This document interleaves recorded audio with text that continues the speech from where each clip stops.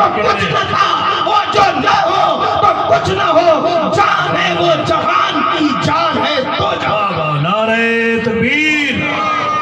حضرات میں آپ کی معلومات میں اضافے کے لیے بتا دوں کہ قرآن مقدس کی 114 صورتیں ذکر کی گئی، تو کم سے کم حضرت کی ذہانت و یادداشت کا استقبال ہونا چاہیے۔ نعرہ تکبیر، اللہ اکبر، نعرہ رسالت، عظمت قرآن، تعلیمات مصطفیٰ۔ 114 صورتیں ہیں نا۔ ہمیں یہ کہا جاتا ہے کہ ہماری طرح تو تمہارے نبی بھی ہیں، جیسے ہمارے 2 ہاتھ پیر ہیں ایسے ان کے بھی ہیں، ہماری نگاہ ہیں ان کی بھی ہے، ہمارے کان ہیں ان کے بھی ہیں۔ میں کہتا ہوں نبی سے مقابلہ تو بہت بڑی بات ہے، ایک عام مسلمان ولی کامل کے درجے کو بھی نہیں پہنچ سکتا۔ 3 مثالوں سے اپنی اس بات کو 10 منٹ میں ثابت کروں گا اور اپنی جگہ لے گا۔ غوث اعظم کے والد گرامی کا نام ابو صالح حضرت موسیٰ جنگی دوست، بڑا مشہور واقعہ آپ لوگوں سے۔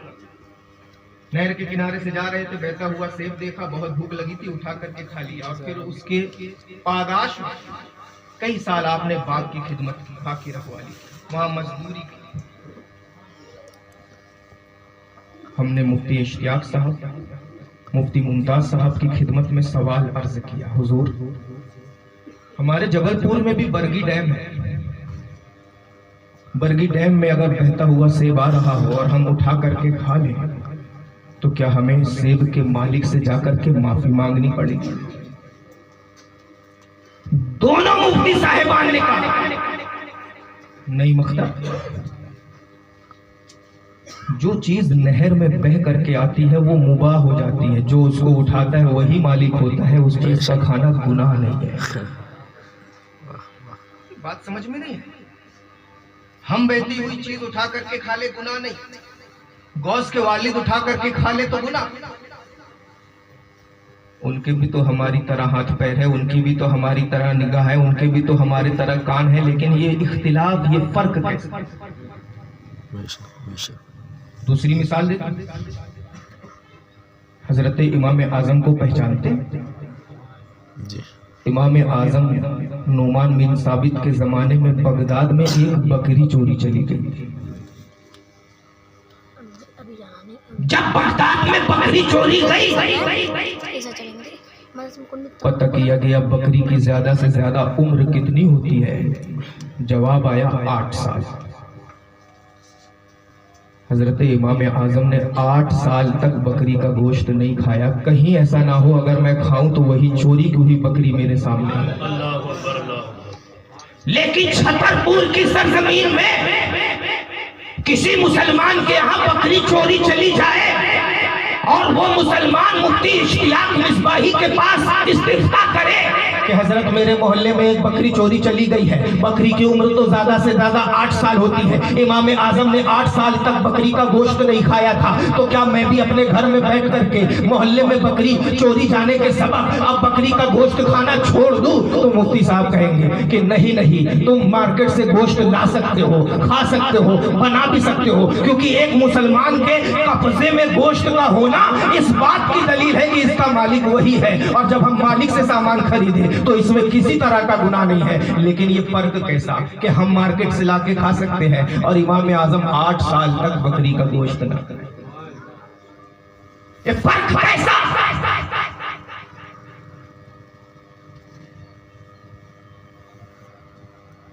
کسی شخص کی گردن پہ کوئی تلوار رکھ کر کے کہے جھوٹ بول دو ورنہ گردن کاٹ دے گا، اور دھمکی دینے والا گردن دینے پہ قدرت بھی رکھتا ہو، کاٹنے پہ قدرت بھی رکھتا ہو، تو حکم یہ ہے کہ جھوٹ بول دو اور اپنی جان بچا لو۔ یہ تو अगर कोई शख्स तलवार रख करके गर्दन पे कहे कि चुगली करो वरना तुम्हारी गर्दन काट देंगे, और उसके पास इतनी ताकत भी है कि उसके हुक्म को ना मानने पे वो गर्दन काट देगा, तो मसला ये है कि उसके हुक्म को मान लो। झूठ बोलने को कह रहा है, कह दो। चुगली करने को कर रहा है, कर दो। जो भी कहे उसकी बात मान लो, क्योंकि जान बचाना अहम्मुल फराइज से, सबसे अहम फर्ज। मसला ये है, अब हम सरकार शहीद करबला इमाम हुसैन रज़ी अल्लाह ताला अन्हु की रूह से पूछते हैं, हुजूर हमारे छतरपुर में तो हुक्म ये है कि गर्दन पे कोई तलवार रख करके कहे झूठ बोल वरना गर्दन काट देंगे, तो हुक्म बता दिया गया गर्दन बचा ले, झूठ बोल दे। यजीद तो आपसे झूठ बोलने के लिए भी नहीं कह रहा, यजीद तो आपसे चोरी करने के लिए भी नहीं कह रहा था, यजीद तो आपसे जिना करने के लिए भी नहीं कह रहा था, यजीद तो आपसे ऐसी किसी बात का मुतालबा नहीं कर रहा था, इसके बावजूद आपने उसके हाथ में हाथ नहीं दिया। ये मसले में फर्क कैसा है? असगर को कटा दिया, अकबर को लुटा दिया, कासिम की जवानी पे घोड़े दौड़वा दिए, अब्बास के बाजुओं को शरीयत के लिए नस्ल कर दिया, बीवियों की आंखों में आंसू देख लिया, बच्चों की आंखों में आंसू देख लिया, और मोहम्मद के बचपन को कटवा दिया। सब कुछ लुटाने के बाद अपनी गर्दन भी दे दी, गुम्बद उठवा दिया, हाथ पे हाथ नहीं दिया। और हमसे अगर कोई कहे कि झूठ बोल वरना गर्दन काट देंगे, तो हुक्म होगा झूठ बोल दे, गर्दन बचा। आखिर ये फर्क कैसा? समझ में आ रही है बात जी? ये फर्क कैसा समझिए। मशहूर मारूफ औलिया इकराम के कितने तबके होते हैं? औतार, अक्तार, अब्दाल, अगवास, अइम्मा, नुकबा, नुजबा, रिजालुल गैब और रजब। ये मशहूर तरीन औलिया इकराम के गिरोह। ठीक, इन 9 गिरोह को फिर मुख्तसर से मुख्तसर किया जाए तो औलिया इकराम के 2 तबके बनते हैं। सुभान अल्लाह, सुभान अल्लाह। एक को हम कहते हैं अबरार और एक को कहते हैं मुकर्रबीन। क्या बात है? जब इन 9 गिरोह को मुख्तसर किया गया तो अब 2 तबके निकल कर के आए। एक तबके को हमने कहा अबरार और एक तबके को कहा मुकर्रबीन। लेकिन आपको अबरार और मुकर्रबीन तो बात समझ में आएगी नहीं, समझा दे। अबरार कहते हैं औलिया इकराम की उस जमात को कि जो नमाज पढ़ती है, दिल में ये लालच होता है कि नमाज की बरकत से अल्लाह जन्नत में दाखिला दे दे, जहन्नम से रिहाई दे। कुछ बोले हम? क्या बोला? अबरार उस जमात को कहते हैं कि नमाज पढ़े तो दिल में ये लालच हो कि अल्लाह जन्नत में दुखूल और जहन्नम से रिहाई का मुज़ना सुनाते हैं। मुकर्रबीन भी नमाज पढ़ते हैं, मुकर्रबीन भी नमाज पढ़ते हैं। मुकर्रबीन की नमाज में कोई लालच नहीं होता। मुकर्रबीन की नमाज इसलिए होती है अल्लाह सिर्फ तू राजी हो जाए, तेरी मर्जी से। सुभान अल्लाह, सुभान अल्लाह। 2 तबके, एक अबरार एक मुकर्रबीन। दूसरी मिसाल, अबरार भी रोजा रखते हैं, मुकर्रबीन भी रोजा रखते हैं। अबरार रोजा रखें तो उनके लिए यह हुक्म है सहरी का इंतजाम करें, इफ्तार का वक्त हो तो खाने का इंतजाम करें, इफ्तार का इंतजाम करें, पानी का इंतजाम करें, शीरनी का इंतजाम करें, केले का इंतजाम करें, पपीते का इंतजाम करें, अल्लाह की नेमतों का इंतजाम करें। और जैसे ही रोजे का वक्त हो जाए रोजा खोले, अल्लाह की नेमत का शुक्रिया अदा करें। ये अबरार है, अबरार। लेकिन अगर मुकर्रबीन रोजा रखते हैं तो मुकर्रबीन का रोजा कैसा होता है? मुकर्रबीन के लिए यह हुक्म है कि बंदो रोजा तुम रखो, खाने का अगर इंतजाम करोगे तो गलत, पानी का इंतजाम करोगे तो गलत, कपड़े का इंतजाम करोगे तो गलत, चाशनी का इंतजाम करोगे तो गलत, शीरनी का इंतजाम करोगे तो गलत, केले का इंतजाम करोगे तो गलत, पपीते का इंतजाम करोगे तो गलत। क्यों? क्योंकि तुम मुकर्रबीन हो, तुम्हारा काम सिर्फ रोजे रखना है, खिलाने और पिलाने की। अगर अल्लाह की मर्जी होगी तो खाना और पानी मिलेगा, वरना तुम्हें खाना और पानी नहीं मिलेगा। अल्लाह अल्लाह, सुभान अल्लाह, सुभान अल्लाह। ये फर्क। अबरार روزہ رکھیں. سحری کا انتظام کرنا عبادت, سحری کا کھانا تیار کرنا عبادت, افطار کے وقت افطار کا سامان اکٹھا کرنا عبادت, کھانے کا انتظام کرنا عبادت. یہ ابرار ہے. اور مقربین, ان کے لیے حکم ہے کہ اگر کھانے کا انتظام کرو گے تو غلط, پانی کا انتظام کرو گے تو غلط. تمہارا کام ہے صرف روزے رکھنا, کھلانا اور پلانا میرا کام ہے. یہ فرق کیسا؟ اب ہم پوچھتے ہیں, اے غوث اعظم کے والد ابو صالح موسیٰ جنگی دوست, سبحان اللہ, ہمارے چھترپور کے ڈیم میں اگر سیب بہتا ہوا آئے تو ہمیں حکم ہے کہ ہم کھا سکتے ہیں, لیکن آپ ایک بہتے ہوئے سیب کو کھا لیے, کئی سالوں تک اس کی پاداش میں باغ میں مزدوری کی آپ نے, ایسا کیوں؟ تو ارشاد فرمایا تم ہو میں مقربین. سبحان اللہ. پہنچا ہم نے بغداد کی سرزمین میں, امام اعظم کی روح سے پوچھا, حضور ہمارے چھترپور میں اگر بکری چوری جائے, دوسرے دن مارکیٹ سے گوشت لا کر کے کھانا جائز ہے, لیکن آپ کے بغداد میں بکری چوری گئی, آپ نے 8 سال تک بکری کا گوشت نہیں کھایا, آخر مسئلے میں فرق کیسا, مسئلے میں اختلاف کیسا؟ تو جواب دیا تم ہو اور میں مقربین میں ہوں. بے شک بے شک. تمہارے لیے جو جائز ہے میرے لیے وہی چیز گناہ کی ہے, جو چیز تمہارے لیے جائز ہے میرے لیے وہی چیز غلط ہے. پہنچو کربلا کے میدان میں, پہنچو کربلا کے میدان میں, پوچھو اے امام اعظم, مسئلہ تو یہ ہے کہ اگر کوئی شخص گردن پہ تلوار رکھے اور کہے جھوٹ بول ورنہ گردن کاٹ دیں گے, تو حکم ہوتا ہے جھوٹ بول دے گردن بچا لے. اگر اس کی شرط ہے کہ چغلی کر ورنہ گردن کاٹ دیں گے, تو حکم ہوتا ہے چغلی کر دے گردن بچا لے. اگر وہ کہتا ہے کہ غلط کام کر ورنہ گردن کاٹ دیں گے, اگر اس کا یہ غلط کام ایسا ہے کہ شریعت اجازت دیتی ہے کرنے کی, تو وہ کر سکتا ہے اور اس کام کو کر کے اپنی گردن بچا لے. ہمارے لیے تو حکم یہ ہے, مگر اے امام حسین آپ نے یزید کے ہاتھ میں ہاتھ نہیں دیا. یزید تو آپ سے جھوٹ کے لیے بھی نہیں کہہ رہا تھا, یزید تو آپ سے زنا کے لیے بھی نہیں کہہ رہا تھا, یزید تو آپ سے چغلی کے لیے بھی نہیں کہہ رہا تھا, یزید تو آپ سے غلط کام کے لیے بھی نہیں کہہ رہا تھا. پھر یہ اختلاف کیسا؟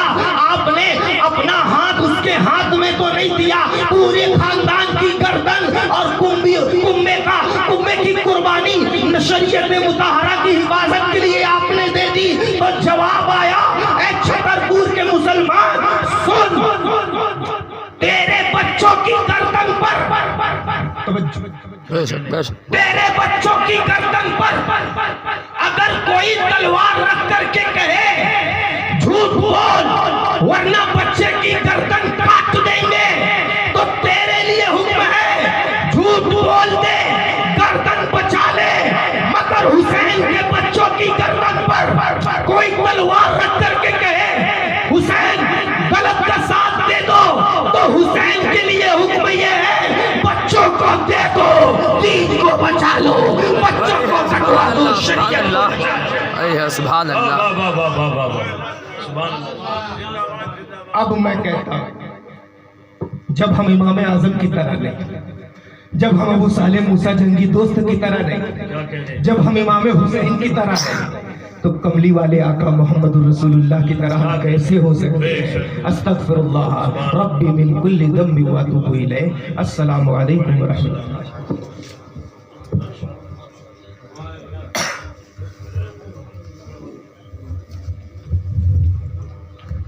سبحان اللہ. حضرات حضرت علامہ شاہ مفتی نعیم اختر صاحب قبلہ مصباحی کے بہترین خطاب کے ہاتھوں نے ہماری توجہ کے دامن کو کھینچنے میں کامیابی حاصل کی ہے, اور آپ نے معترض کے اعتراض کے جواب بھی دیے اور خوب ان کی خبرگیری کی.